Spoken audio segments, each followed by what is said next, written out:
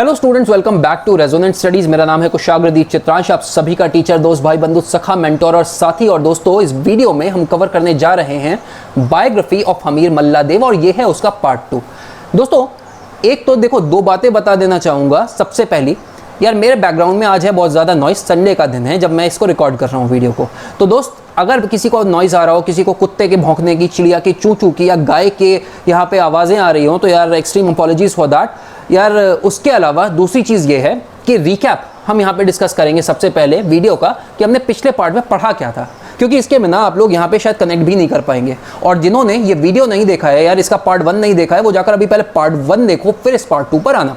तो देखो, हमने पिछले एपिसोड में क्या देखा था और पिछले एपिसोड में क्या जाना था वो बता देता हूँ। सबसे पहले हमीर मल्ला राजा कैसे बनते हैं, दूसरा उनका कॉन्क्वेस्ट और विक्ट्री अगेंस्ट पठान्स, तीसरा उनके राज्य यानी उनके किंगडम के प्रति उनका प्रेम या फिर प्यार, और चौथा मुगलों से उनका अलायंस कैसा होता है। ठीक है, अब दोस्तों इस पार्ट में हम जानेंगे कि भाई हमीर मल्लादेव जो है वो एक राजा से एक सन्यासी कैसे बन जाते हैं। ठीक है, किंग बिकेम अ सेंट आज का हमारा टाइटल है। ठीक है, तो देखो कहानी शुरू होती है कि भाई यहाँ पे साल था 18 फरवरी 1986, यानी कि 18 Feb 1486, और यहाँ पे BC नहीं कोई बोलेगा भाई, यहाँ पे होगा AD था। ठीक है, यहाँ पे भाई आप कहोगे सर ये तो कहानी तो मतलब जो चीज़ें साल 1500 से भी आगे की, और आप तो यहाँ पे बात करो 1486 की यानी कि 1486 की। अब यार मतलब कैसे सर, मतलब क्या टाइम ट्रैवल हो गया क्या, बैक डेट में आ गए क्या सर? तो हंसना मत यार। लेकिन अब देखो, सीधे एक सीरियस नोट पे तुम लोगों को एक बात बताता हूँ, आप सभी को एक बात समझा रहा हूँ। वो ये कि भाई 1486 में यहाँ पे कौन जन्मा था भाई? यहाँ पे जन्म होता है हमारे चैतन्य महाप्रभु का। चैतन्य महाप्रभु कौन भाई? एक बहुत बड़े संत थे ये, इनका जन्म होता है। अब आप कहोगे भाई अभी क्या सर एकदम से हमीर मल्ला से सीधा चैतन्य महाप्रभु की बायोग्राफी पे आ गए? तो नहीं दोस्त, यहाँ पर चैतन्य महाप्रभु को क्यों डिस्कस करना ज़रूरी है वो थोड़ा सा बता देता हूँ। चैतन्य हुआ क्या था? चैतन्य महाप्रभु जो थे वो थे भाई भगवान कृष्ण के बहुत बड़े वाले भक्त, जिन्होंने पूरे भारत देश का भ्रमण किया था। भारत का नक्शा मान लो ये नीचे से ऐसे है भाई, और ऊपर से थोड़ा सा गुजरात ये अपना, और ये भाई आपका जम्मू। ठीक है यार, थोड़ा सा, और ये अपना भारत, सॉरी माफ़ करना यार गंदी सी ड्राइंग है। तो इन्होंने पूरे भारत देश का भ्रमण अपने पैरों से किया था। ठीक है, समझ रहे हो? पूरे भारत देश को घुमाए थे भाई यहाँ पे चैतन्य महाप्रभु अपने पैरों के बल पे। ठीक है, अब हुआ क्या भाई, घुमाए तो क्या आप पूछोगे अब इससे क्या लेना देना सर? तो बताता हूँ ना क्या लेना देना। आया था भाई साल 1515। ठीक है, इस साल 1515 में ना हुआ क्या था, चैतन्य महाप्रभु पहुँचे थे वृंदावन, और वृंदावन में उन्होंने भाई वैसे ऑलरेडी वो एक कृष्ण भक्त थे, और वृंदावन में पहुँचने के बाद उन्होंने बहुत सी लॉस्ट, ठीक है, साइट्स को मतलब यहाँ पर उन्होंने रीडिस्कवर किया था, जो कि भाई मतलब कहते हैं ना मेजर साइट्स थे अपने आप में, उनको रीडिस्कवर किया था किसने? चैतन्य महाप्रभु ने। और भाई वो किससे जुड़ी हुई थी? कोई नॉर्मल साइट्स नहीं थे भाई, वो मंदिर थे, वो ऐसी जगहें थी जहाँ भगवान कृष्ण का जिनसे कोई ना कोई संबंध था। ठीक है, अब भाई चैतन्य महाप्रभु ने यहाँ पर अपना पूरा रिसर्च किया, मतलब ढूंढा ढांढा, मतलब जो चीज़ है ना, समझ रहे हो, उन्होंने पूरे अपने एफर्ट्स लगाए और भगवान कृष्ण से जुड़ी हुई साइट्स यहाँ पे इन्होंने डिस्क्लोज कर दी। अब हुआ क्या भाई, अब धीरे धीरे कहानी आगे बढ़ी।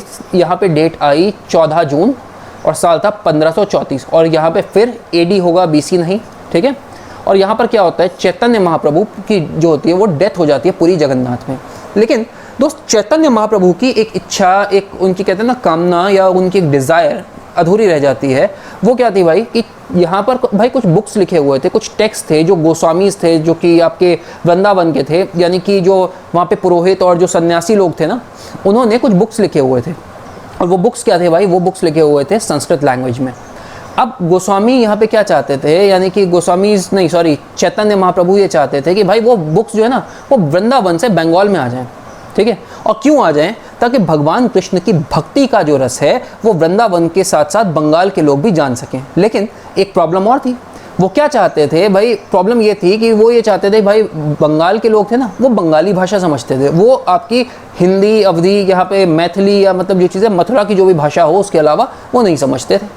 ठीक है, तो उनका क्या कहना था भाई, ये जो बुक्स आए ये पहले तो मतलब जो चीज़ें बंगाल में आ जाएँ, ठीक है, और बंगाली लैंग्वेज में ट्रांसलेट हो जाएं, और उसके बाद इनका जो एसेंस है ना वो कॉमन लोगों के बीच में फैलाया जा सके, इनका जो सार है वो कॉमन लोगों को बताया जा सके।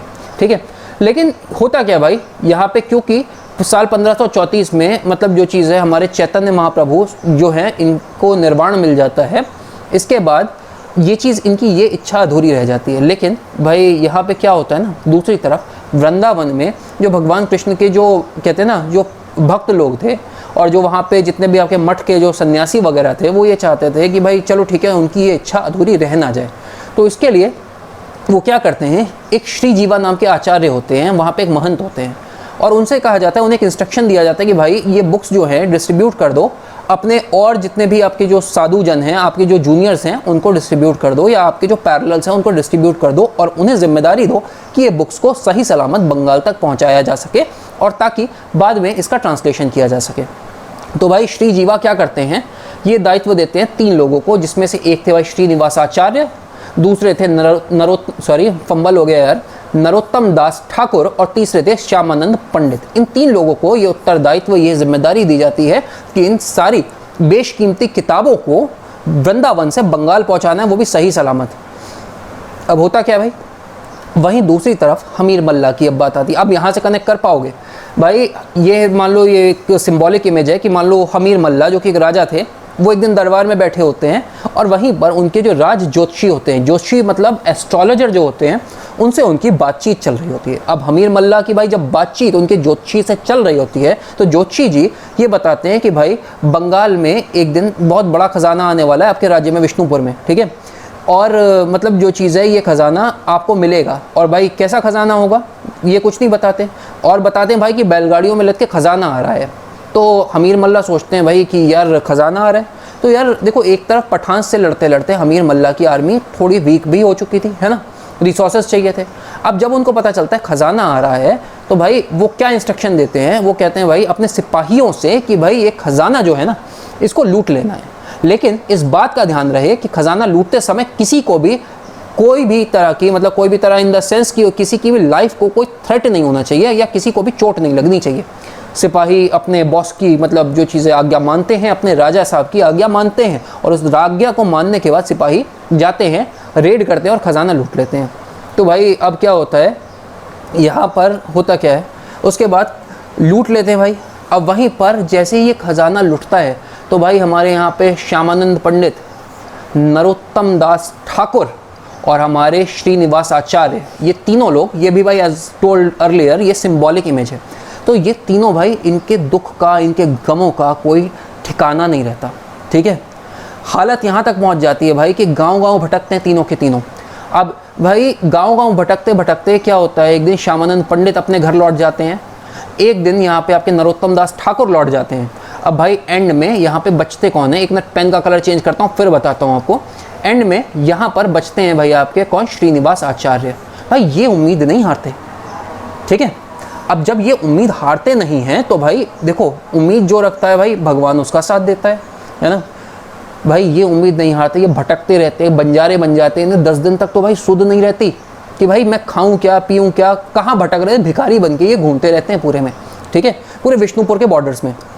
होता क्या है भाई एक दिन, और उसके साथ साथ एक बात बताना भूल गया, वो ये कि भाई यही लेटर, मतलब जो चीज़ें ऐसी ऐसी ये घटना हो गई है, ये लेटर कहा जाता है, ये जाता है वृंदावन में।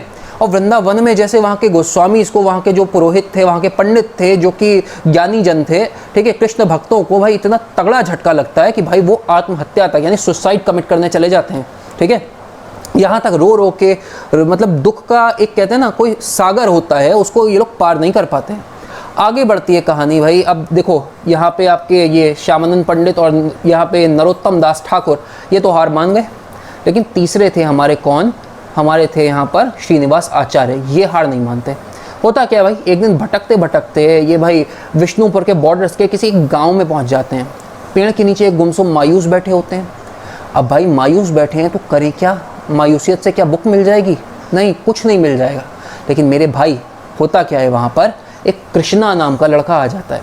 अब बहुत से लोग कहते हैं भाई कृष्णा कौन है, कृष्णा की जो आइडेंटिटी है इसको लेकर खुद बहुत से लोगों का एक मत है कि कहते हैं भाई ये साक्षात भगवान कृष्ण थे, कोई कहता है ये भगवान कृष्ण नहीं थे, एक नॉर्मल सा लड़का था। अब भाई लीला देखो भगवान की कि भाई एक लड़का जो होता है वो यहाँ पे जाता है किसके पास जाता है, यहाँ पर जाता है श्रीनिवास आचार्य के पास, और यहाँ पे क्या कहता है, सर मुझे अपना स्टूडेंट बना लो, ठीक है। वो दुख में होते हैं, सारी बात सही, लेकिन एक गुरु बन के भाई उस बच्चे को सिखाते हैं हर चीज़, ठीक है। एक दिन क्या पता चलता है भाई श्रीनिवास आचार्य को कि यहाँ पर किसमें, विष्णुपुर के राज दरबार में हो रहा है भगवान के नाम पर एक शास्त्रार्थ। शास्त्रार्थ मतलब भाई देखो, भगवान की जो मतलब कहते हैं ना, भगवान कृष्ण की या भगवान विष्णु की जो भी नॉलेज थी उनकी मतलब जो चीज़ें उनके बारे में यहाँ पे बताया जा रहा है, चर्चाएं हो रही है। शास्त्रार्थ समझ रहे हो ना, इससे ये चीज़ आपको आइडिया लग जाएगा कि एक डिस्कशन होता है, एक इंटेलेक्चुअल डिस्कशन को शास्त्रार्थ कहते हैं किसी भी टॉपिक के ऊपर। तो हमीर मल्ला देव का दरबार था, ठीक है, उनके राज पुरोहित यहाँ पर डिस्कशन कर रहे थे। हुआ क्या, यहाँ पर जैसे ही उसी सभा में यहाँ पर एक क्या कहते हैं, यहाँ पे श्रीनिवास आचार्य पहुँच जाते हैं। अब होता क्या है, वो जैसे ही पहुंचते हैं वो देखते हैं कि यहाँ पर जो पंडित है, उनका जो राजपुरोहित है, बहुत ज़्यादा, किसका, हमीर मल्ला का राजपुरोहित, बहुत गलत इंटरप्रिटेशंस दे रहा है। अब इन गलत इंटरप्रिटेशंस के चलते हुए भाई उनको आ जाता है बहुत ज़्यादा गुस्सा और वो रह नहीं पाते और वो एकदम भड़क जाते हैं, ठीक है, भड़क जाते हैं और मतलब जो चीज़ है उसको चैलेंज कर देते हैं, किसको, राजपुरोहित को, हमीर मल्ला के। वो बहुत भड़कता है, गुस्से में आ जाता है, कहता है ले भाई अब तू बता, तू ज़्यादा ज्ञानी है मेरे से, मैं राजपुरोहित, तू कुछ नहीं, तू भिखारी जैसा दिखता है यार, मैं राजपुरोहित, तू ज़्यादा ज्ञानी है, तू बता। जैसे ही, सॉरी फंबल हो रहा है यार, जैसे ही श्रीनिवासाचार्य बोलना शुरू करते हैं, वो बताना शुरू करते हैं, ये जो क्या कहते हैं ना राजपुरोहित जी शर्म से झुक जाते हैं और नतमस्तक होकर कहते हैं भाई कि sorry, I am so sorry sir कि मैंने आपकी ऐसी इंसल्ट करी। और हमीर मल्ला देव की नज़र में श्रीनिवासाचार्य की एक बन जाती है एक बहुत बड़ी वाली कहानी आगे बढ़ती है। भाई होता क्या है, इसके बाद यहाँ पर हमीर मल्ला जो हैं श्रीनिवास आचार्य को अपने दरबार में ही और अपने क्या कहते हैं अपने राज्य में ही रुकने का, एक राजकीय अतिथि बनकर रुकने का एक ऑफर देते हैं। कौन, हमीर मल्ला। दोस्तों श्रीनिवास आचार्य हमीर मल्ला के रिक्वेस्ट को डिक्लाइन नहीं कर पाते और हमीर मल्ला क्या करते हैं भाई, श्रीनिवास आचार्य को अपना गुरु मान लेते हैं। और भाई यहाँ तक होता है कि ये पैर पकड़ लेते हैं किसके, श्रीनिवास आचार्य के। कौन, राजा हमीर मल्ला, और उनको मान लेते हैं अपना गुरु। और फिर एक दिन गुरु शिष्य की बातचीत हो रही होती है और बातचीत में शिष्य जो कि राजा हमीर मल्ला हैं वो पूछते हैं अपने गुरु से कि गुरुदेव आप इतने ज्ञानी हैं, आप वृंदावन को बिलोंग करते हैं, आप वृंदावन से सीधा कहाँ आए हैं, हमारे नगर विष्णुपुर में आए हैं, तो क्या कारण था कि आप इतने ज्ञानी होने के बावजूद आपको ऐसे भटकना पड़ा। तो होता क्या है, हमीर मल्ला को श्रीनिवास आचार्य पूरी कहानी बताते हैं और वैसे ही होता क्या, जैसे ही हमीर मल्ला को पूरी कहानी पता चलती है श्रीनिवास आचार्य के मुंह से, भाई गिल्ट से लद जाता है बंदा। वो तुरंत ही क्या करता है, वो अपने स्टोर रूम में, जो राजकीय स्टोर होता है ना, स्टोर मतलब वो जगह जहाँ पे सामान सारा इकट्ठा होता है, स्टोर, राइट, उस जगह पर तुरंत ही श्रीनिवास आचार्य को लेके जाता है और वो ट्रंक्स दिखाता है जिसमें बुक्स रखी होती हैं। कहानी आगे बढ़ती है भाई, कहानी आगे बढ़ते बढ़ते होता क्या है, श्रीनिवास आचार्य का जब मतलब जैसे उन्हें पता चलता है कि यार बुक्स उनको जब यहाँ पे मिल गई हैं, उनको जैसे ही पता चलता है उनकी खुशी का कोई ठिकाना नहीं होता और राजा हमीर मल्ला शर्म से हो जाता है पानी पानी। और फिर उसको समझ में आता है कि भाई जो एस्ट्रोलॉजर, जो ज्योतिषी ने, जो राज ज्योतिषी ने कहा था कि मतलब क्या कहा था कि भाई तुम्हें खजाना मिलने वाला है बहुत बड़ा और ऐसे ऐसे आएगा, तो उस खजाने का मतलब अब हमीर मल्ला को समझ में आता है।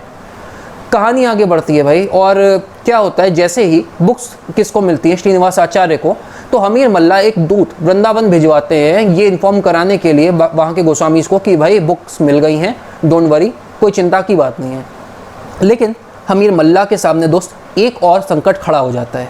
संकट कुछ ऐसा होता है कि भाई वो अपने गुरु से बहुत ज़्यादा प्यार करता है और अपने गुरु से जुड़ा रहना चाहता है, लेकिन गुरु कहीं उसके मतलब जो चीज़ है उसके राज्य को छोड़कर चले ना जाएं, तो इसके लिए क्या करूं मैं यार, वो वृंदावन के वासी हैं, वो विष्णुपुर में क्यों रुकेंगे, मैं क्या करूं इस चीज़ के लिए। इस पार्ट को हम जानेंगे अगले वीडियो में। तब तक के लिए दोस्तों चैनल को सब्सक्राइब करके घंटी का बटन दबाना ना भूलें। मिलते हैं अगले वीडियो में।